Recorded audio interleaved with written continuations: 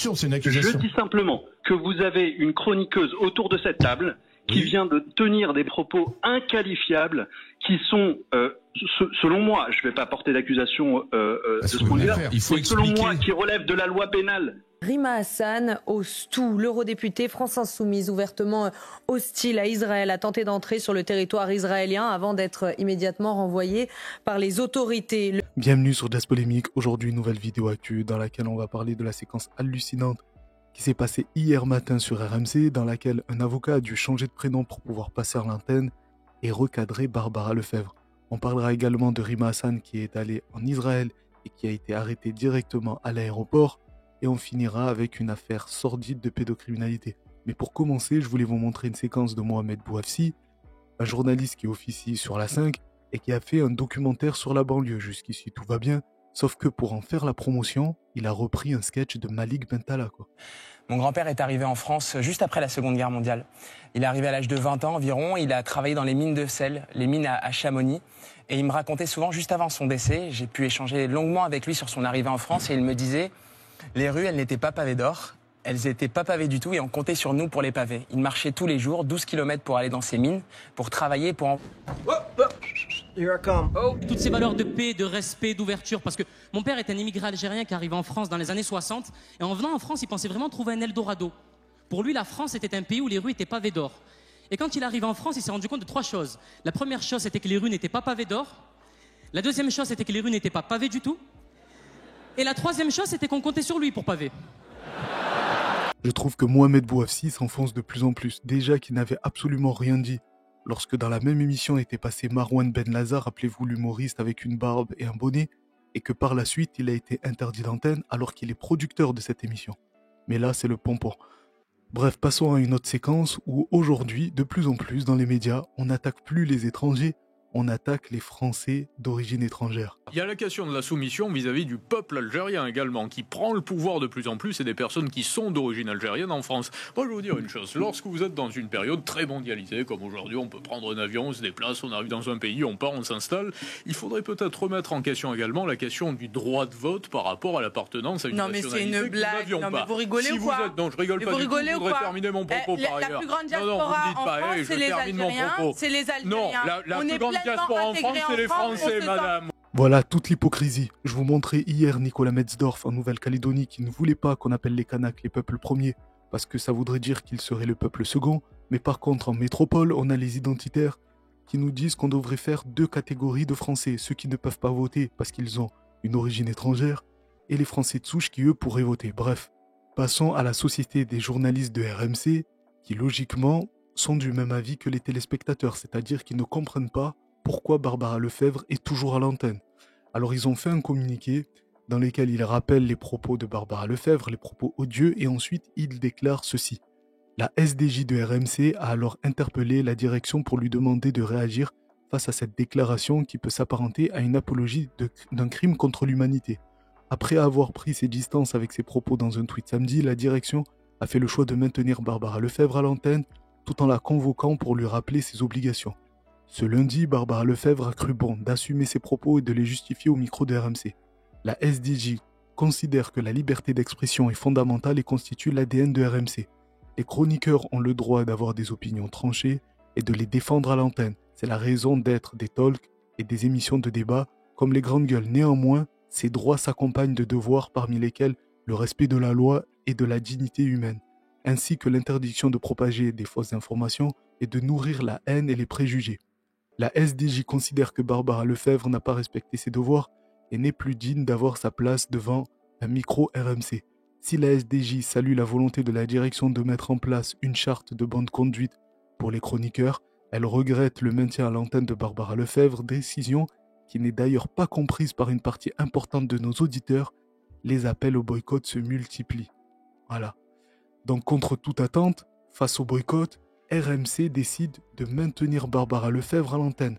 On se demande bien qui est cette femme pour avoir autant de pouvoir. Et donc hier, on a eu une séquence hallucinante en 3 actes. Le premier acte, ça a été les 2 journalistes Alain Marchal et Olivier Truchot qui ont commencé à censurer les auditeurs qui voulaient parler de ce sujet-là. On a Guillaume qui est avec nous, qui est chasseur, ils appellent de l'Aveyron. Bonjour Guillaume. Bonjour. Bienvenue. Vous avez vu les images de ce qui s'est passé dans la propriété de Luc Besson? Qu'est-ce que vous en dites, vous, le chasseur, alors? Oui, alors j'ai vu les images et ce que je tenais à dire, c'est que c'était honteux, mais je trouve que même le mot honte n'est pas suffisant. Le fait de pouvoir redonner la parole à Mme Barbara Lefebvre. Attendez, alors là, il y a un problème. On vient de couper avec Guillaume Chasseur.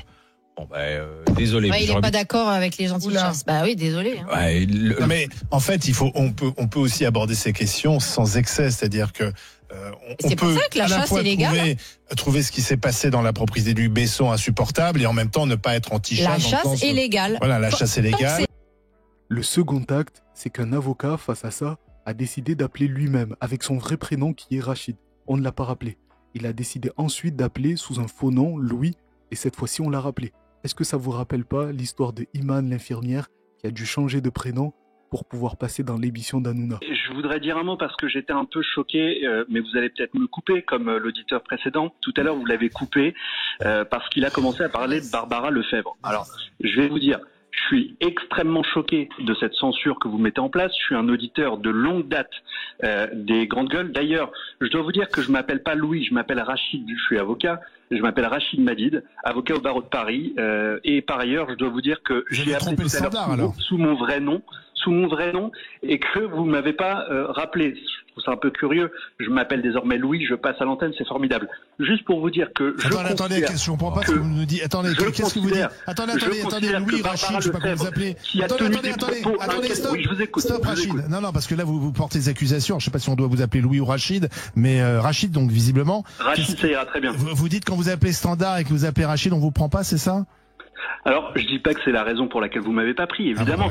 C'est une accusation. Je dis simplement que vous avez une chroniqueuse autour de cette table qui vient de tenir des propos inqualifiables qui sont, selon moi, je vais pas porter d'accusation de ce point de vue-là, mais selon moi, qui relèvent de la loi pénale et qui constitue un délit d'apologie de crime contre l'humanité. Donc parlez-en, au lieu de couper les auditeurs qui veulent s'émouvoir de cette situation. Ça a été le cas tout à l'heure, c'est lamentable. Maître, vous cachez, vous présentez. Non, je m'appelle Rachid Mali, je suis avocat au barreau de Paris. Charles me connaît. Je connais très bien Charles, je vous ai déjà rencontré. Vous tapez mon nom sur Internet, vous allez le trouver, c'est pas une difficulté. D'accord, mais vous avez trompé le standard, bon, c'est pas grave. Que là, vous êtes en train d'amener dans les GG, alors qu'on parlait du cas de Julien Bayou, d'une affaire qui n'a rien à voir. On voit déjà comment Olivier Truchot commence à paniquer. Et le troisième acte, qui est peut-être le pire, on a Barbara Lefebvre qui va assumer une seconde fois ses propos. On a donc l'avocat qui va évoquer le cas Mehdi Guézard, pourquoi Mehdi Guézard, lui, a été évincé de l'émission. Et là, Alain Marchal va dire que Mehdi Guézard, à l'inverse de Barbara, avançait sous taquia. Il avançait masqué. Et j'ai bien dit sur I24, et je l'assume, qu'une partie très importante des civils gazaouis ont participé aux exactions du 7 octobre, que tout cela est documenté par les terroristes eux-mêmes, par les témoins bien sûr des kibboutz dans lesquels ils ont commis leurs exactions, mais aussi par les vidéos eux-mêmes des djihadistes du Hamas. Donc j'assume mes propos, cher monsieur, et je les ai prononcés sur une chaîne qui s'appelle I24. Donc ce que vous faites la prochaine fois, c'est que vous appelez I24 et on en parle sur I24. Non, parce que Mehdi Guézard, il n'était pas sur la chaîne RMC. Oui, mais moi, monsieur, la différence, c'est que monsieur, l'apologie de ce que vous prétendez, l'apologie d'un crime contre l'humanité, et vous devriez être en tant qu'avocat le savoir, on fait l'apologie d'un fait qui est advenu, mais on ne fait pas l'apologie d'un fait imaginaire. Donc quelque chose qui n'est pas advenu, c'est-à-dire la déportation ou la crime contre l'humanité. Mehdi Guézard, ça n'a rien à voir. Immédiate et la main d'RMC n'a pas tremblé. Me semble-t-il. Alain Marchal, Olivier Truchot, vous avez été extrêmement... C'est vrai, vous savez pourquoi? Alors je vais vous répondre. Bien sûr, je vais vous répondre pourquoi. Parce qu'il y a deux cas différents. Barbara a émis une opinion, et nous, ce qui nous a profondément peiné, et pourquoi est-ce qu'on a pris cette décision avec Olivier, c'est que Mehdi avançait masqué.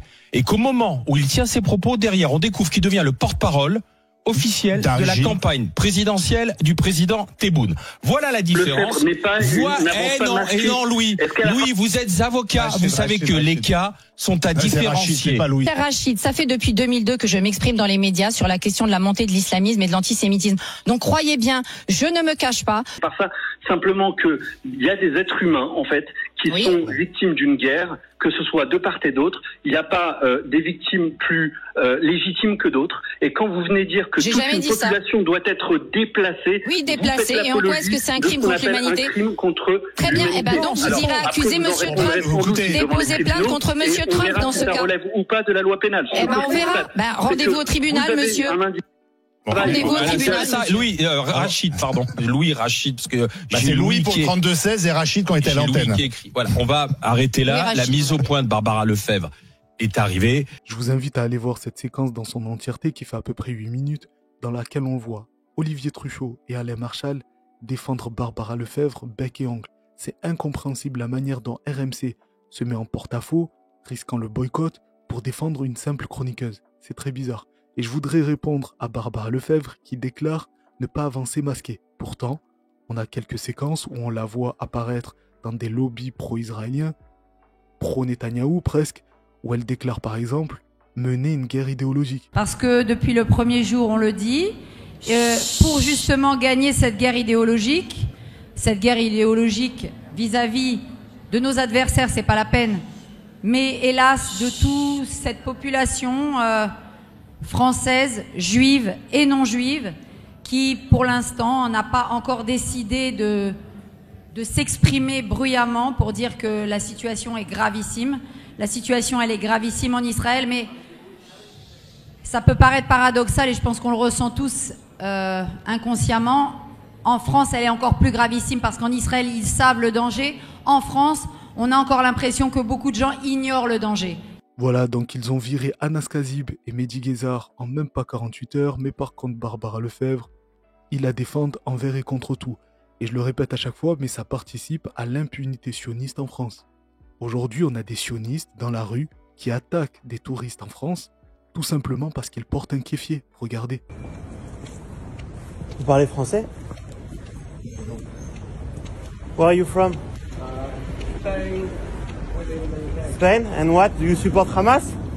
And baby killers? Tell me. Come on. Yes, come on. Who do you support? Terrorists? Baby killers?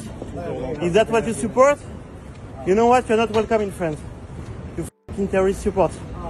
Yeah, come on, look at me. My friend, look at me. I'm gonna slap you. Look at me. Right now. Look at me, Benzona. Look at me. Look at me. What, are you afraid of me? Come on, baby. Look at me, baby. So this guy that supports terrorists, what do you want? Okay. We need him out. Okay, I want me out. I will wait. I'll be waiting for you outside. No worries. Si on continue à laisser faire ce genre d'agissement, ça va aller très loin. Et encore une fois, il ne faut jamais confondre juifs et sionistes. Les juifs ne sont pas tous sionistes, bien au contraire. Regardez en plein New York, on a des juifs qui vont carrément brûler le drapeau israélien.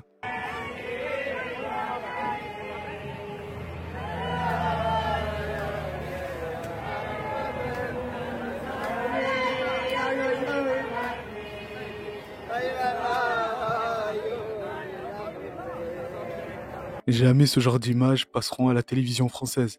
Parce qu'ils vont dire quoi à ce moment-là? Qu'ils sont antisémites ces gens-là? Ça n'a absolument aucun sens. Et en parlant de la télévision française, on a CNews très tôt ce matin qui s'est gargarisé du fait que Rima Hassan a été interpellée ou en tout cas interdite de passer en Israël alors qu'elle se rendait en Cisjordanie. Rima Hassan ose tout. L'eurodéputé France Insoumise, ouvertement hostile à Israël, a tenté d'entrer sur le territoire israélien avant d'être immédiatement renvoyée par les autorités. Le message est clair, Rima Hassan n'est pas la bienvenue. Et comment ne pas le comprendre? Depuis les attaques terroristes du 7 octobre 2023, l'eurodéputé enchaîne les propos inqualifiables. Rima Hassan estime que le Hamas est un mouvement de résistance et que son action est légitime. La députée macroniste Maud Bréjon disait vendredi dernier sur CNews et Europe 1 qu'elle était la porte-parole du Hamas et de l'antisémitisme en France. Alors pourquoi se rendre à Tel Aviv? Certainement une nouvelle provocation de la part de l'eurodéputé, mais parfois entre provocation et indignité, il n'y a qu'un pas. Quand je pense que la chaîne Russia Today a été interdite par peur de la propagande russe, je me demande comment CNews peut continuer à diffuser. Bref, Ils se sont pas arrêtés là. Ils ont ensuite donné la parole à Julien Baloul. Et Julien Baloul, c'est pas n'importe qui. Hein. On le présente comme un ancien journaliste, un ancien porte-parole, etc. de Tsahal. Mais ce n'est pas vrai. Ça a été prouvé par une enquête de France Télévisions, il me semble, qu'il était payé par le pouvoir israélien pour faire de la propagande en France. On n'a pas barré la route à une réfugiée. C'est pas ça l'histoire. On n'a pas barré la route des réfugiés. Elle est syrienne d'ailleurs, rappelons-le. On a barré la route à une personne qui fait l'apologie de ceux qui tuent nos enfants et qui avait le boycott d'Israël. Moi, il y a une semaine, j'étais à Tel Aviv avec une personne qui est née en Syrie, qui a grandi en Syrie et qui est français. Comme Rima Hassan. Il est entré, il n'y a pas de souci. La question n'est pas là. La question n'est vraiment pas là. La question est son soutien au Hamas. C'est un menteur et je vais le prouver, parce que Rima Hassan n'était qu'un prétexte. En fait, ce qu'il voulait arrêter, c'était une délégation officielle du Parlement européen qui devait transiter par Israël pour arriver en Cisjordanie. Écoutez le tweet de Rima Hassan. Les trolls pro-israéliens mentent autant que l'État génocidaire qu'ils défendent. Non, ce n'est pas seulement Rima Hassan qui a été refoulé, mais toute une délégation officielle du Parlement européen qui a été empêchée de mener sa mission en territoire occupé en Palestine, et on sait tous pourquoi. Ensuite, elle montre justement un communiqué, celui-ci, ce lundi 24 février, Lynn Boylan, présidente de la délégation du Parlement européen et moi-même avons été interdits d'entrer en Israël à l'aéroport Ben Gourion pour transiter vers la Cisjordanie. Les membres du personnel administratif du Parlement européen, sans affiliation à un groupe politique, ont également été refoulés. Dans le cadre de cette visite, nous devions rencontrer les représentants diplomatiques de l'Union européenne, les représentants de l'action humanitaire de l'Union européenne, les agences de l'ONU et l'autorité palestinienne, des organisations de la société civile ainsi que les citoyens palestiniens qui subissent depuis des décennies la politique coloniale et de nettoyage ethnique de l'État d'Israël. C'est ça qu'ils ne voulaient pas. Ils ne voulaient pas qu'il y ait un témoignage, un rapport de ce qui est en train de se passer en Cisjordanie. Là où il n'y a pas le Hamas, mais là où continuent les bombardements et les massacres. Mur de fer, le nom de l'opération intensive menée depuis maintenant un mois par l'armée israélienne en Cisjordanie occupée. Officiellement présentée comme antiterroriste, l'offensive cible particulièrement des camps de réfugiés comme celui de Jenin, où la population civile se dit terrorisée. Nous avons de nouveau très peur. Ils ont mené des raids, vandalisé des maisons et des magasins. Ils font systématiquement des raids sur la mosquée. Il y a des tireurs embusqués, ce qui provoque beaucoup de panique dans le quartier. Lors des raids, les habitants reçoivent l'ordre d'évacuer les lieux sans possibilité de retour pendant parfois plusieurs jours. À l'aide de bulldozers et d'explosifs, l'armée israélienne détruit systématiquement les habitations et les infrastructures civiles. Ce dimanche, le ministre de la Défense Israël Katz a déclaré que 40 000 Palestiniens ont évacué les camps de réfugiés de Jenin, Tulkarem et Nour Shams, qui sont désormais vidés de leurs habitants. Israël a annoncé qu'elle maintiendrait sur place ses soldats pour l'année à venir, sans possibilité de retour pour la population. Voilà pourquoi tous les lobbyistes pro-israéliens hier soir se sont agités pour empêcher Rima Hassan et la délégation de pouvoir atteindre la Cisjordanie. Ils ne veulent pas qu'un rapport soit fait sur ce qui est en train de se passer là-bas, parce que c'est encore moins défendable que ce qui s'est passé et se passe encore à Gaza. Il n'y a pas de Hamas en Cisjordanie. Donc quelle est la justification de ces bombardements? Bref, passons à une affaire de pédocriminalité qui est assez glaçante. Il y a vraiment un problème avec l'ASE. Ça fait des années qu'il y a des lanceurs d'alerte, des avocats, des magistrats qui préviennent sur ces problèmes-là et ils ne sont pas écoutés. Mais ce qui m'inquiète encore plus, c'est que dans ce réseau, il est composé de personnes lambda. C'est-à-dire qui ne sont pas connues des services de police et ce ne sont pas des marginaux. Et pourtant, pour atteindre un tel niveau de cruauté, c'est connu que tu commences crescendo. Donc ça fait des années qu'ils vont de plus en plus loin et ils sont passés entre les mailles du filet, entre les gouttes. C'est très inquiétant. Bref, dites-moi ce que vous en pensez en commentaire. N'hésitez pas à vous abonner, mettre un pouce et partager comme d'habitude. Moi, je vous donne rendez-vous à la prochaine vidéo. En attendant, prenez soin de vous, respirez un bon coup. Merci d'avoir regardé la vidéo jusqu'au bout. Dans tous les cas, on est ensemble. Ciao.